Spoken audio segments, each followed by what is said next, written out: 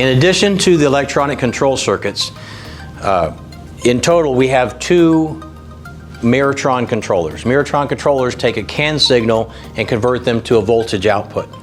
So the Miratron controller on this side is in this control panel. Got 2 releases on it.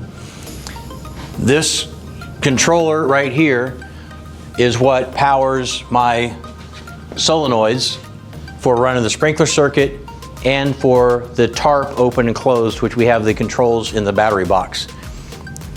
So that's where this is at. If we need to address the other Miratron controller, this is a NEMA enclosure, and we've got more of our independent wiring harnesses.